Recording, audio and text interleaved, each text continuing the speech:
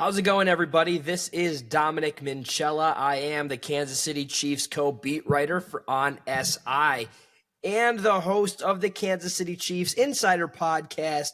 Thank you guys so much for stopping in today. If you did check out the episode yesterday, whether that be on YouTube or wherever you get your podcasts, we dove into and started a new little series while the Kansas City Chiefs are on their bye week. In Week 10, the Kansas City Chiefs will be sitting at home and relaxing, thankfully looking on the outside, looking in at a league that's really pretty much still wide open. But we're going to be discussing, or at least we did yesterday, we started this series discussing how well some players have been, specifically Patrick Mahomes in episode 1, since the campaign began. I said a bunch of positive things about the two-time MVP. So if you have a second or anything like that, be sure to go check it out. But today we're going to be talking about one of his favorite targets, one of his favorite teammates, and I would argue one of his best friends. That is Travis Kelce. Now, going into this season, absolutely every opinion of Travis Kelce was up in the air. Whether some felt that he should have retired at the end of last season, just looking at how poorly he played, while others were really happy and really excited and really hopeful that he would come back to the Chiefs this season. He has gone out day in and day out, hasn't missed a game, and has been a big part of the Kansas City Chiefs offense. Now, don't get me wrong. This Travis Kelce is not the Travis Kelce of the past. He's well past his prime, but he just shows you how well of a football player he actually is. Because even though that he is aging, Patrick Mahomes has built such a rapport with him and a confidence level to where even in situations where another wide receiver could be open, he's going to go to Travis Kelce. And so much so that Travis Kelce is leading the Chiefs in receiving yards this season. He is also scored the same amount of touchdowns he did last season, this season, in 9 games with 3.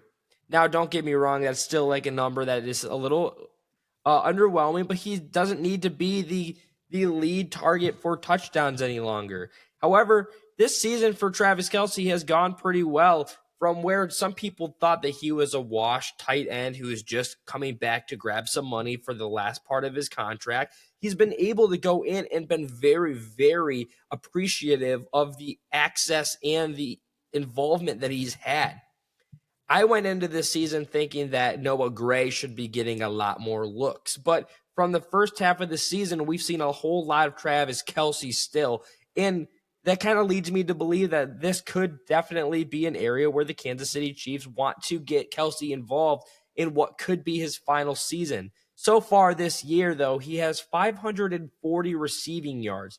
Last season, he had a total of 823 receiving yards. So he's definitely in range should the second half of the season reflect the first half of the season. But I do think that this season is shaping up well to where if it was the end of the NFL career for both Travis Kelce, I was going to say the Kelce brothers, but I guess Jason Kelce's been retired for a few years now, and it makes no sense in saying that.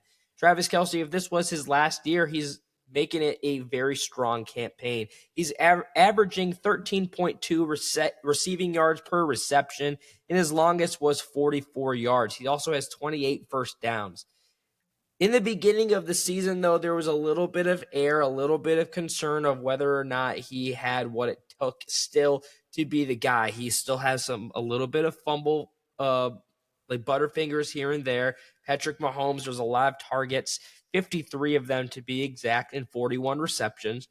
While he might not be the guy to get over 100 targets 100 receptions like he did twice in his career, he could still definitely be in an area around like the 80. If he resembles anything of his first half, I think that there's still a world where we could see a final 1,000 receiving yard year for Travis Kelce. However, it does fully depend on how close the race is in the AFC West, how these games go in week 10, and how the rest of the season goes after week 10 into week 11. Keep in mind, the Chiefs do take on their AFC West division rival in the Denver. I keep messing up. I apologize. In the Denver Broncos this upcoming week. And that's going to be a matchup. It's one that I told you to keep in mind way back when at the beginning of the season, because I had a strong feeling that, these teams are playing in games to where a Travis Kelce could be the end all be all, the big factor in whether you get a victory or whether you get a defeat. The Denver Broncos, they are hungry. They're trying to get end the Chiefs AFC West winning streak, which sits at 9. And going into this bye week for Kansas City, they sit at 5-4. Travis Kelce, obviously, he knows. We've seen a bit of emotion from him this season, way earlier at the beginning of the year. This is kind of the Chiefs are kind of coasting right now, in my opinion, and they have the pieces to be very successful, but I think that they're not always clicking at times where they need to be clicking. But I do think that Travis Kelce has been a key asset for Kansas City. One, with the fact that Rashee Rice got suspended to begin the season. Additionally, you had Xavier Worthy, who got hurt by Travis Kelce in the first week of the season against the Los Angeles Chargers. He had to kind of be a guy to step up. However, now that Rashee Rice is back, you've got another week of healing for Xavier Worthy, who's dealing with a lingering shoulder issue as well as a tiny bit of an ankle problem, and Hollywood Brown.